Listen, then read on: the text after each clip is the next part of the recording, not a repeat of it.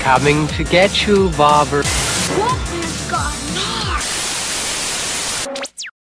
Hello everyone and welcome to the channel. Now this is going to be a very long video. I'm going to try and make it as short as I can. So obviously there's going to be 50 movies in this video, but I'm going to talk about some less than others just so I can get through the video in a reasonable time. So please get yourself a cup of tea if you're from the UK, get yourself a drink, whatever you want. But hopefully you can stick to the very end of this video. Now before we get into it, there's a few rules, my own personal rules, and that is, this is my list. It's not a fact that these are the top 50 greatest horror movies of all time. It's just my opinion, so please don't be offended by it. If your opinions are different, that's absolutely fine. I welcome a difference, because if we all had the same opinion, we'd have nothing to talk about. Now this list as well is movies that I consider horror movies. So there might be movies on this list you might think, oh, it's not really a horror movie. Well, it is to me, and that's why it's on the list. There's also movies that I've intentionally left out, ones that I've never seen before, and ones that I have seen that I just don't consider horror. And I'm going to give you some examples before we even get into my top 50, because some of these movies are absolutely amazing and some of the greatest movies of all time to me, but they don't make the list because I don't consider them pure horror, or my version of horror. Movies like Zodiac, I absolutely love. It's not a horror movie though, I see that as a psychological thriller. Movies like Silence of the Lambs, now there is a good argument that that is a horror movie, but to me it's similar to Zodiac, it's not a horror movie to me. Another movie, Misery, which is a fantastic movie, just not horror to me. And also the movie Seven, again another David Fincher movie, just not horror to me.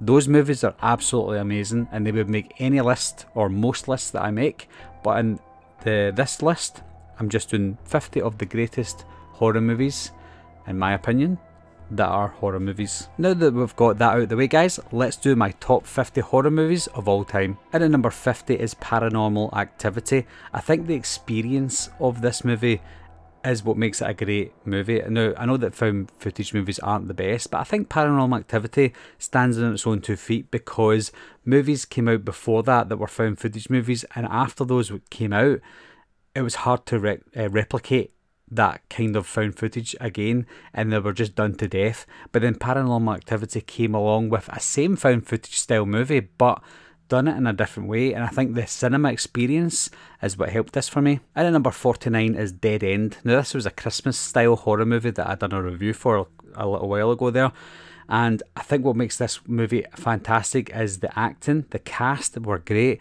and obviously I believe that this is one of the best endings, or the best twist ending that I've seen for a horror movie. And at number 48 is Child's Play. Now obviously we're not going to forget Child's Play in our top 50 horror movies, and I think this is a great movie. I think Chucky as a character is great, and he scared me as a kid, and I watched Child's Play as a kid and I think I loved it more back then than I do now, but it still stands the test of time. And at number 47 is The House of the Devil.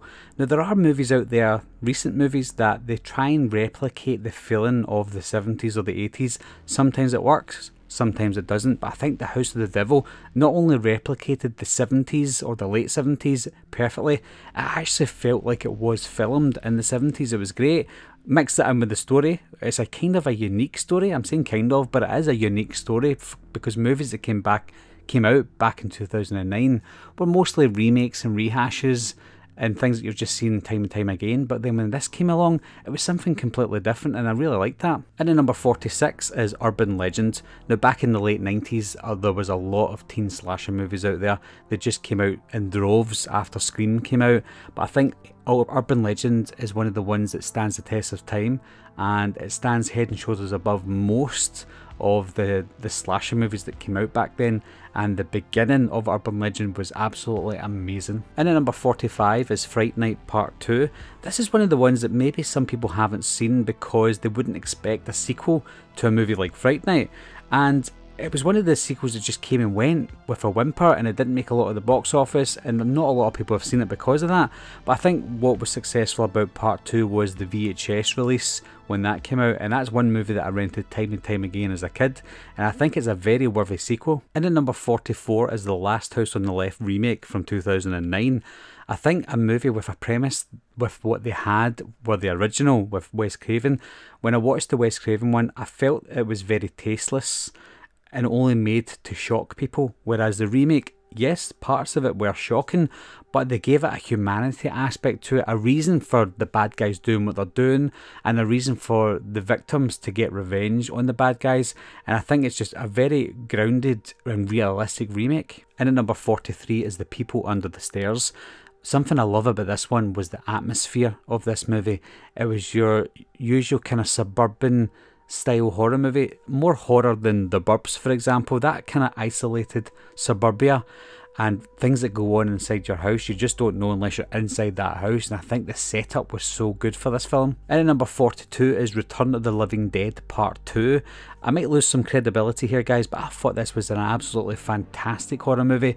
I know that everybody loves the first movie, and rightly so, but when the second one came out, this movie got panned big time. People hated it. I loved it. I absolutely loved it. It reminded me of Michael Jackson's Thriller. Same kind of style, some of the same kind of comedy aspects to it as well, but I think the look and the feel of this film felt like a feature-length movie of Michael Jackson's Thriller. And at number 41 is Night of the Demons. I didn't see this movie until I was an adult, and when I watched it as an adult, before I seen it, I thought, I'm not going to like this because this looks like the type of movie you had to have seen back in the 80s or the early 90s to enjoy it and feel the nostalgia.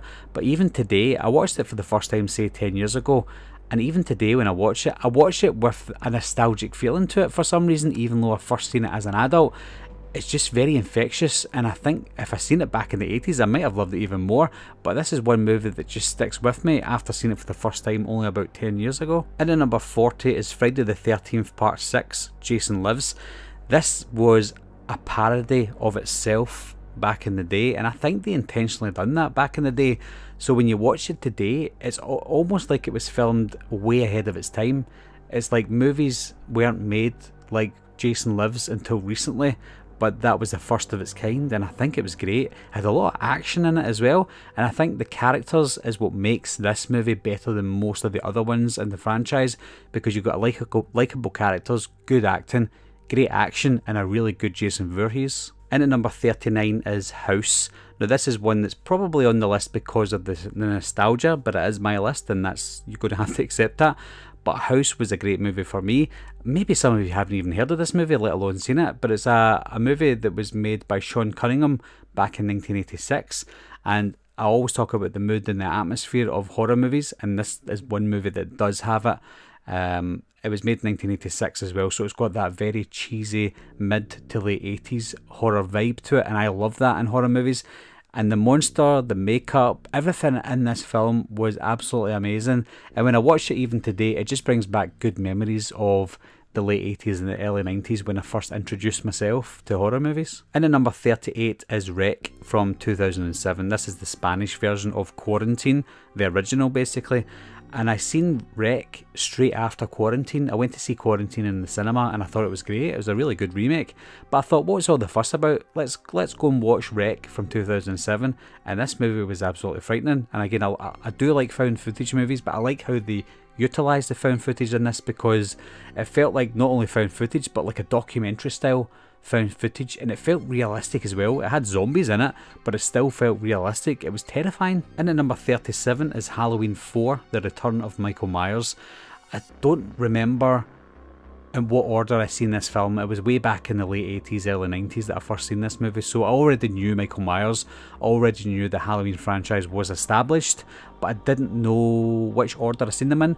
But one thing that always grabbed my attention when I first seen it, and hadn't seen it for years but after that, was the opening scene with the look of isolation and dereliction, is that what you call it? it just, everything just looked so quiet, and I thought, oh, this is quite eerie. And then when the movie started, I thought it was great. The only issue that most people have with this movie is the look of Michael Myers, but take that away, this is a truly, really good Halloween movie, one that stands on its own. And at number 36 is The Others. Now, unlike The Sixth Sense, which was spoiled for me, The Others I had no idea had a twist ending, and if the full movie wasn't good to begin with, the ending makes it. I really loved all of this movie, and then when I got to the end of this film and I saw that twist, I won't mention the twist just in case you've not seen it, but when that twist came, I was like, oh my god, I did not see that coming. That was absolutely great. So I already loved the film to start with, but when the twist came in at the end, I thought, wow. And at number 35 is The Monster Squad. Obviously, I'm not going to have a top 50 list without having The Monster Squad on it, especially since my channel is based, or originally based, on The Monster Squad and is a tribute to The Monster Squad. And I know that some of you might think it's not a horror movie, but it is indeed a horror movie. And when I first seen the movie back in the late 80s, it was marketed as a horror movie. So I always seen it as a horror movie growing up, and it was quite scary as a kid, especially with the Wolfman. But The Monster Squad is just so memorable. The Monster Squad does for me what non-horror fans get out of The Goonies. And that's what I love about this. This is the horror version of The Goonies, and I think as much as The Goonies is a lot better quality wise, I still have more of a connection to The Monster Squad because I'm a horror fan. And at number 34 is the Texas Chainsaw Massacre. Now, this movie is dated. The acting is probably borderline terrible, but something that keeps you going is that raw guerrilla style filming that they done for this film. I mean, it looks like they went through the ringer when they filmed this, and it does look realistic. When you watch it today, it's very dated of course, but it's still got that real grittiness to it, and it's something that can't be replicated. You know, when you watch other films that try to replicate movies like the Texas Chainsaw Massacre, they don't come close, and that's why this movie stands the test of time. And at number 33 is Night of the Living Dead. I have a disconnect with black and white movies, and I don't know what it is. When I watch a black and white movie, I find it hard to focus because I don't like what I'm seeing. But there's some black and white movies, obviously It's a Wonderful Life is a great example, that you just connect with, and I connect with It's a Wonderful Life, but I also connect with Night of the Living Dead. There's something about it that you don't need to see it in colour to understand it. You don't need to see it in colour to enjoy it, and it's great. You know, it might look silly now because it's dated now and it's like 50 years old or so, 55 years old, 53 years old I should say.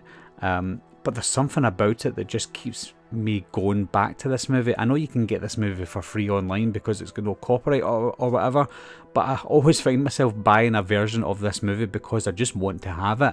It's one of the movies that if you're a horror fan, this is one of the definitive, if not the most definitive, zombie horror movie. And at number 32 is Friday the 13th remake from 2009, if we can call it a remake. Could be a reboot or a rehash or whatever. But at first, I thought this movie was great. At first, I thought it was really good. But I thought, well, there's other Friday the 13th movies out there that may be a little bit better. But after repeat viewings and giving it time, I think this is great. You know, like, it gets slated a lot. Even to this day, the movie gets slated. But I think it was a really well-made movie. Take out Jason Voorhees as well. This was a pretty gory movie, and not gore just for the fun of it. Necessary gore to make the movie scary, and Jason Voorhees himself was very scary, very big and bulky, and someone that you could be scared of. There's other Friday the 13th movies out there that you're just not scared of Jason because you know what's happening, whereas in this one you think you know what's happening, but even if you do know what's happening, you're still scared, and even when you're watching it, it's terrifying. And at number 31 is Final Destination. Now this movie might not be very original because of the premise of it, but to me it was original because again, this movie came out in 2000. I was used to watching the slasher movies back then, and then when Final Destination came out, the only reason I watched it was for the cast, because I know who Devon Sawa was at the time and Sean William Scott, so I thought I'll give this a chance because I'd like to see Stifler in a horror movie, and it didn't disappoint. To me, it was very original. It had a lot of sequels that were all decent as well, but yeah, it was a great movie, a great concept, and one that's probably still going to continue for quite some time. And at number 30 is Paranormal Activity 3. You're probably thinking, I thought Paranormal Activity was the best. But no, to me, Paranormal Activity 3 was the best one.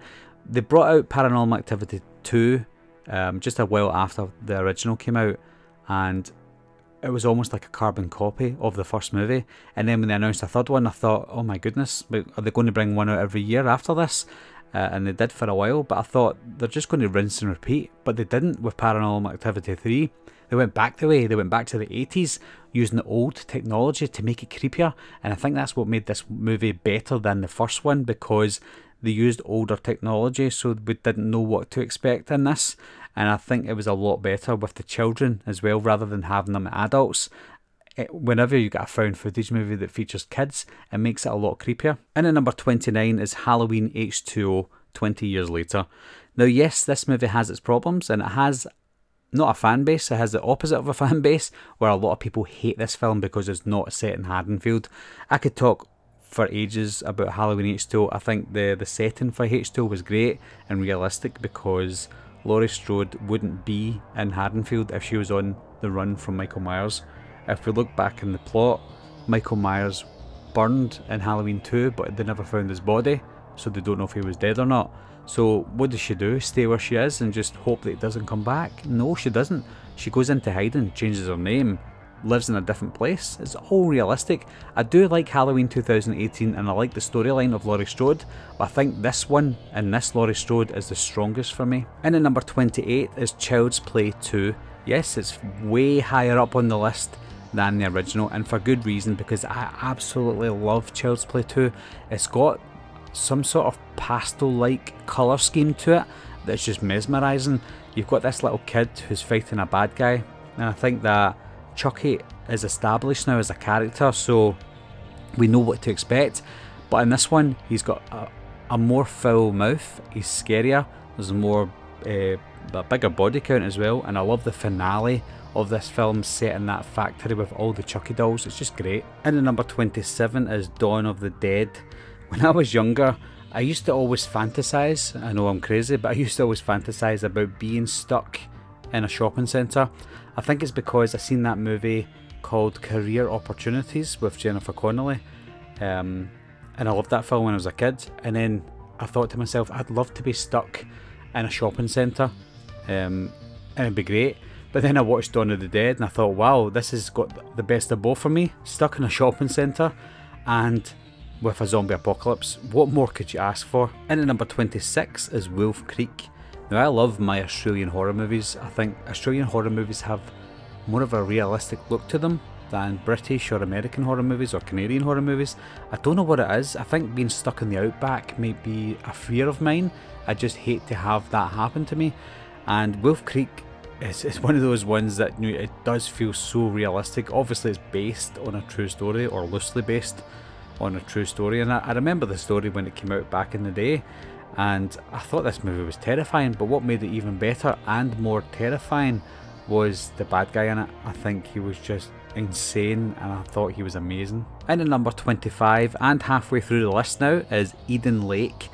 This is one that maybe a lot of people outside of the UK have not seen. Now yes, it is a very popular movie in the UK, but maybe not so popular outside of the UK. And I don't think people outside of the UK will maybe fully understand the feeling and the dread when you watch this film, because it's about a group of Neds slash chavs, wherever you're from.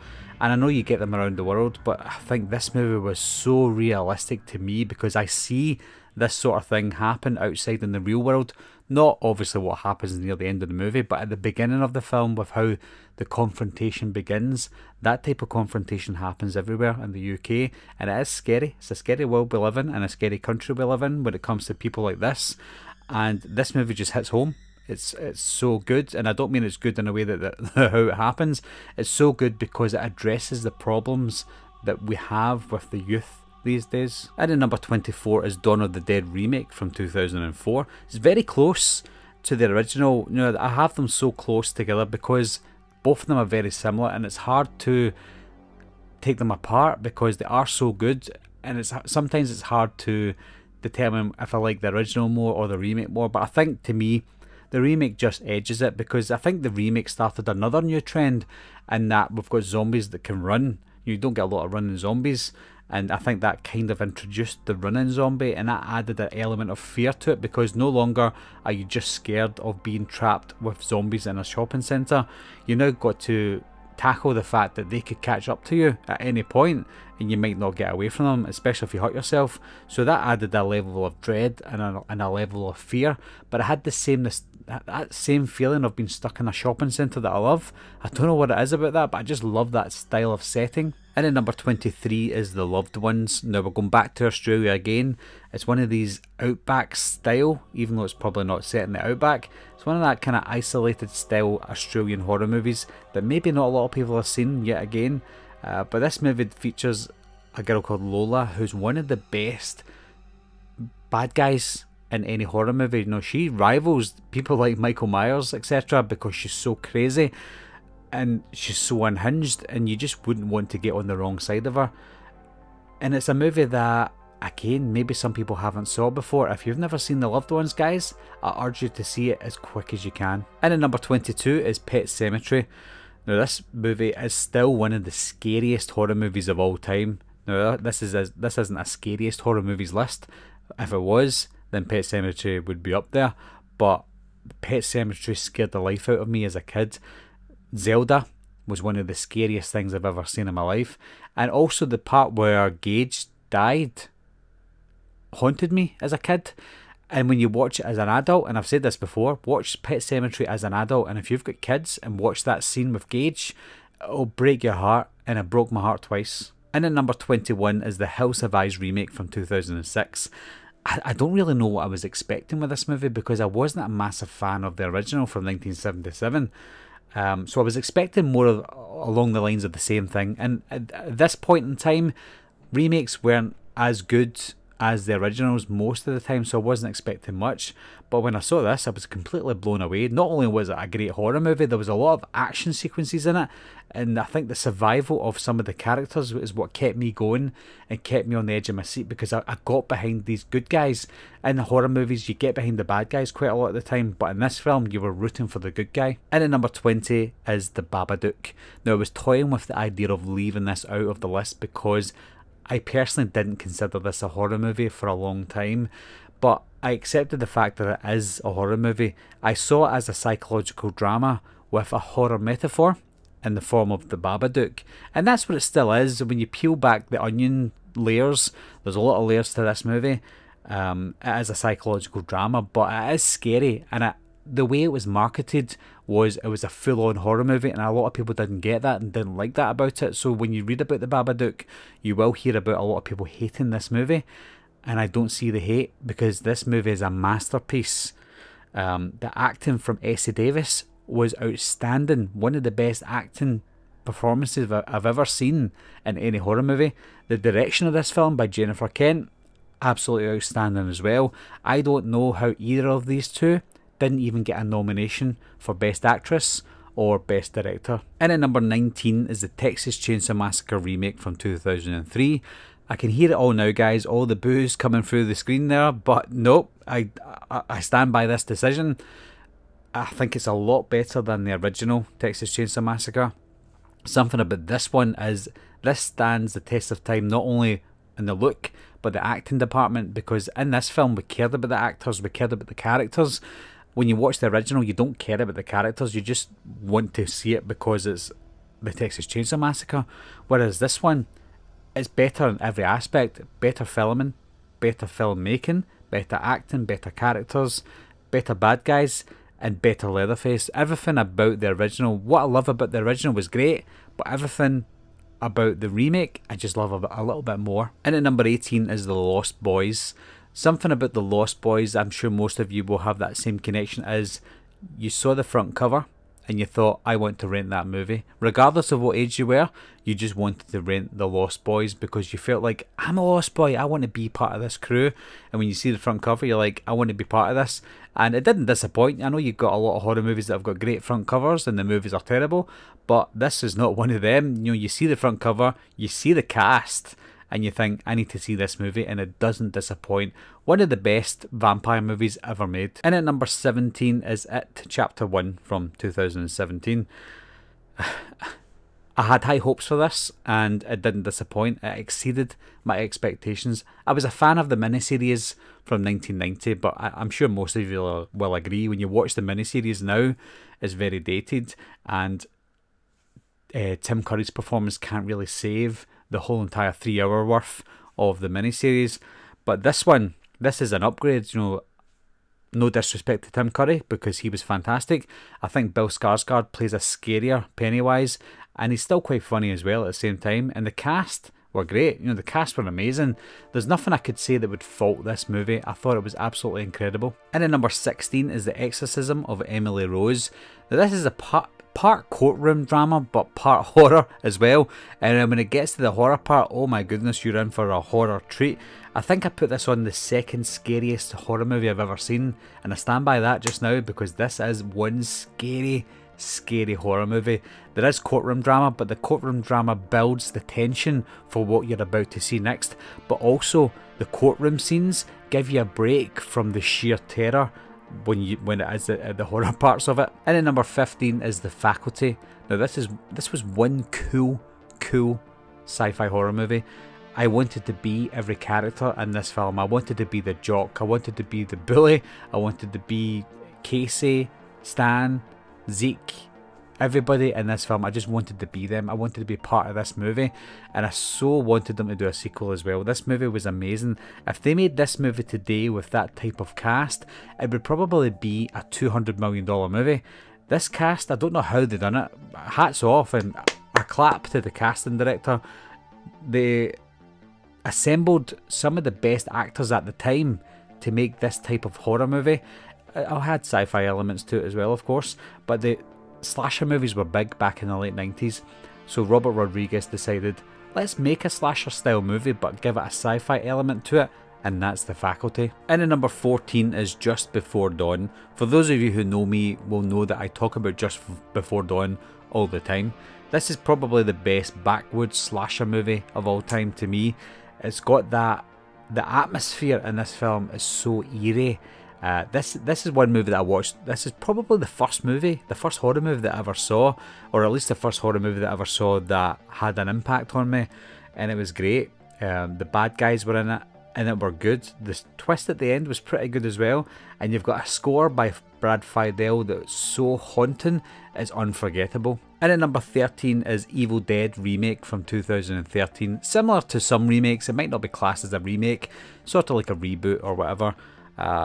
This was a disgusting movie, and it's a good way of putting it. I went to the cinema to see this with my wife, and it was one of the only movies, if not the only movie, that I saw in the cinema that I felt sick after it and during it as well. And I didn't feel sick because I didn't like it. I felt sick because I'm thinking, wow, they've really went for it with this one.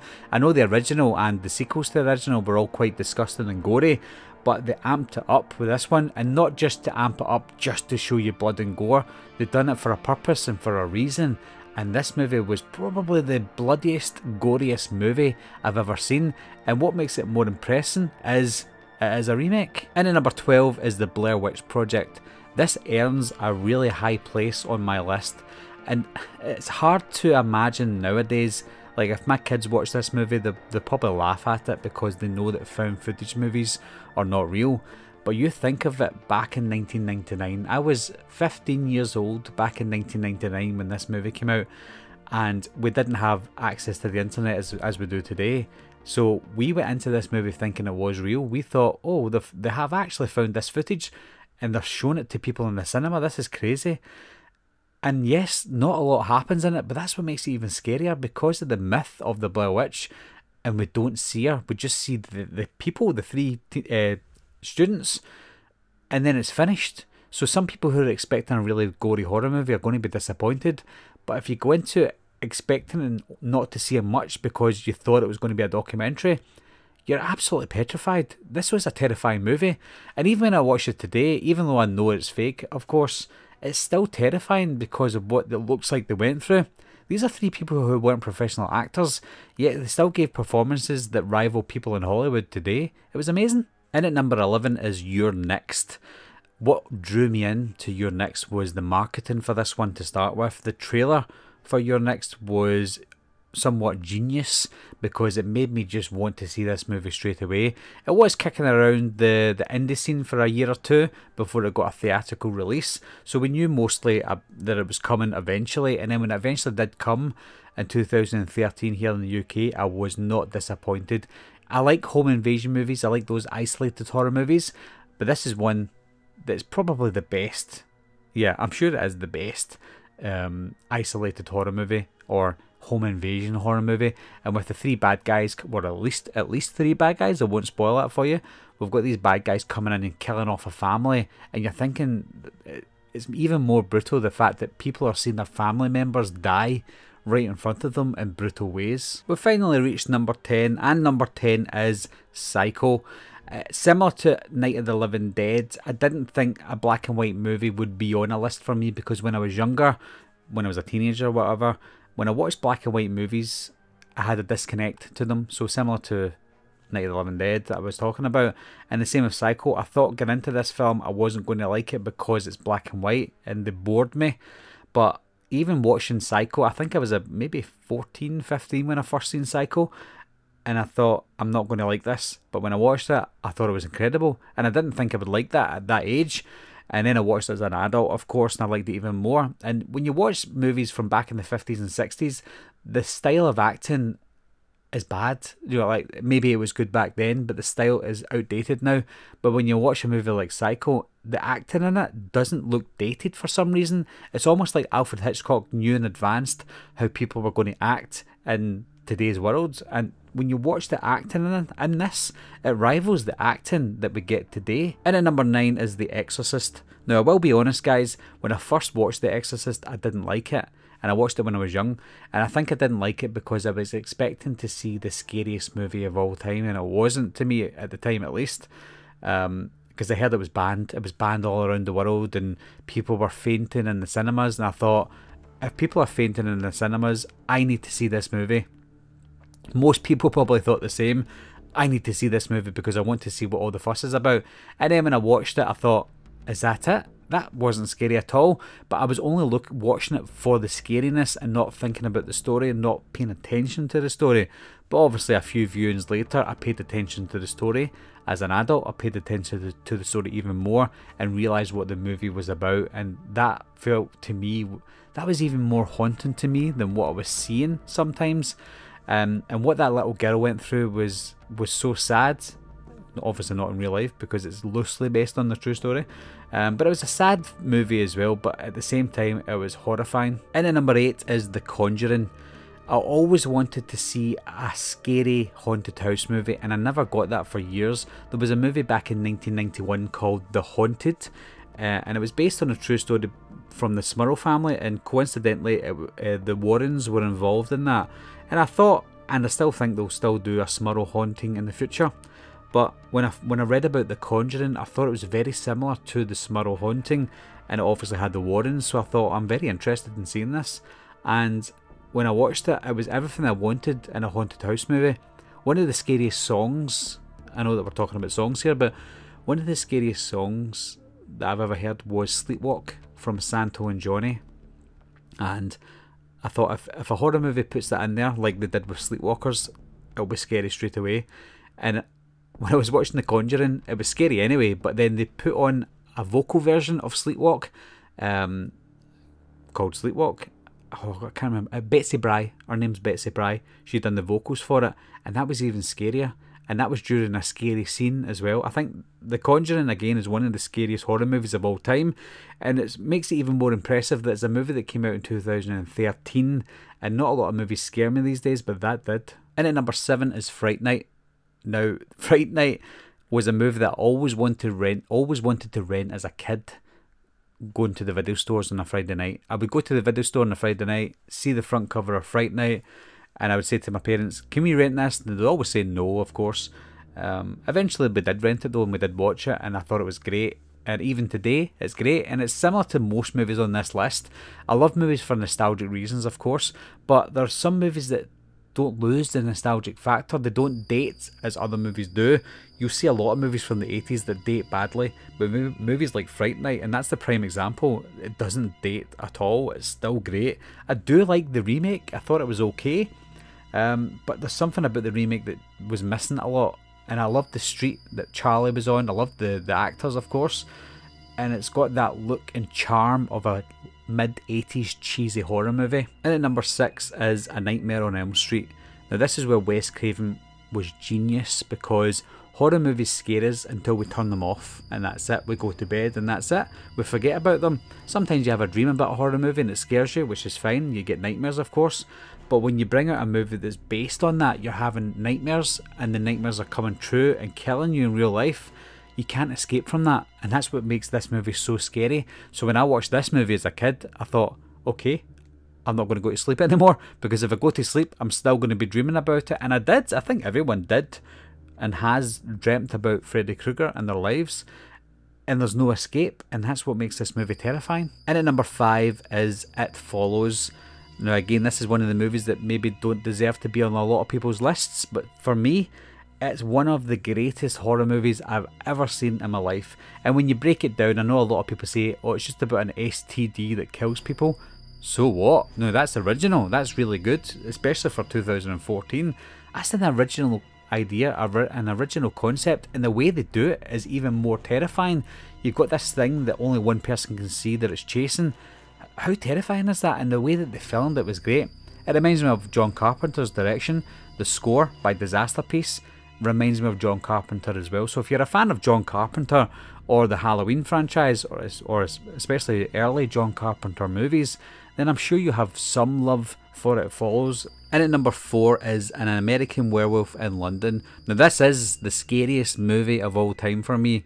Not the greatest movie, but the scariest horror movie. And the reason for that is because of werewolves. I had this infatuation with werewolves when I was younger, and I always had a dream that I was walking down this long lane where I live, and when I got halfway, there was a werewolf at the other side. So what do? Do I go forward, or do I try and run back? Either way, I'm going to get killed from this werewolf. And that all stemmed from An American Werewolf in London. American Werewolf in London is great. You know, you watch the practical effects in this, and they still stand the test of time. One of the best practical effects horror movies ever. When you look at this compared to CGI horror movies these days, you're thinking this is embarrassing. We've had almost 40 years to improve, and we've only went back the way. If you want to learn anything for horror movies with practical effects, watch An American Werewolf in London. And at number 3, and speaking of practical effects, is The Thing from 1982. John Carpenter's The Thing. This was a practical effects masterpiece. You learn a lot from An American Werewolf in London, but you also learn a lot from The Thing, because this is probably the best looking practical effects horror movie of all time. And again, this movie is almost 40 years old, and it outdoes everything that came after it. That's how embarrassing it is today that we can't better movies that are almost 40 years old in the practical effects department. But this is a movie that is isolated. It's set in Antarctica. It's set somewhere that you're just not going to get any help, and that's dread. That's pure horror dread. And at number 2 is Scream. Now this movie redefined the horror genre back in the 90s, because if I remember, the 90s weren't too kind when it came to horror movies. There are some gems in there before Scream, but most of the horror movies back then were really bad, and a lot of them went straight to VHS, and nobody wanted to be in horror movies. And then you've got Wes Craven, who's thinking, well, horror's my genre, let's try and revamp horror. He done it with a New Nightmare, which was quite hip and cool and meta, but he wanted to continue that. So he created this slasher movie that was like a tribute to the slasher movies of the years gone by.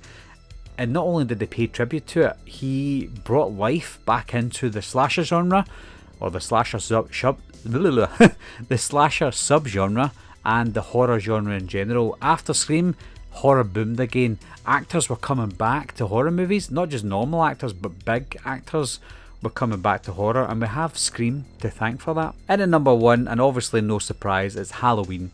And it's not because I'm a massive Halloween nut, it's because Halloween is the greatest horror movie of all time. It's got some of the best cinematography I've ever seen in any type of movie.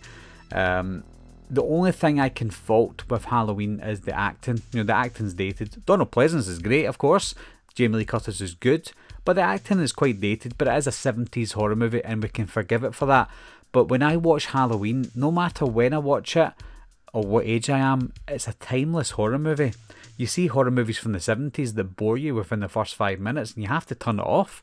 But when you watch Halloween, it just doesn't age at all. It aged perfectly. It's aged like a fine wine.